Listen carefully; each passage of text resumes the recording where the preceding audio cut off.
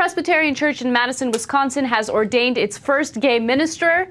This is exciting news. This is great news. It shows that there are religious leaders out there. There are religions out there that are accepting. And, you know, these are the type of people that I'm in favor of. Oh, yeah. Oh, yeah. Okay. Look, we're making progress. The guy left the church in 1990 because they were not welcoming, obviously. And he's been trying to re-enter as, you know, a minister for the last 5 years. And they finally let him do that. And he's been with a life partner for the last 20 years. He's not a guy that is, you know... He's not promiscuous or mischievous, like... I mean, and that's only brought up within the context of if you're a religious person who cares about that stuff, you know, right. He's not doing anything like that. And he obviously loves that guy, et cetera. And he's ecstatic about how much the church has come forward and people were applauding, et cetera.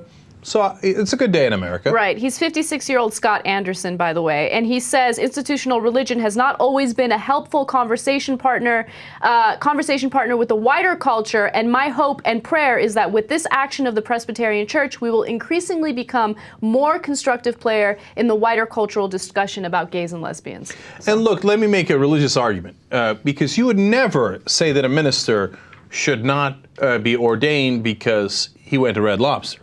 You know, it's my old argument, but it's true.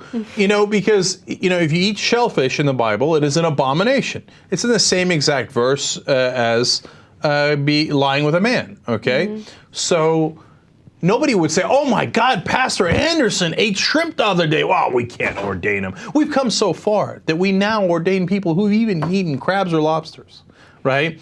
So if that's not a big deal, why is this a big deal? It's only because people have chosen to make it a big deal because of discrimination. So if we get beyond it and we now ordain ministers that have eaten shrimp and that are with men, or either, it's not a big deal.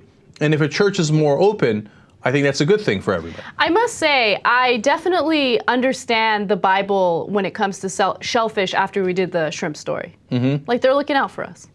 You know? Yeah, well, oh, right. Now that we find out that 90% of the shrimp are from like some toxic dump in China. Yes. Yes. See? See, it turns out Jesus knew what he was talking about, even though that's in the Old Testament and before Jesus, but still.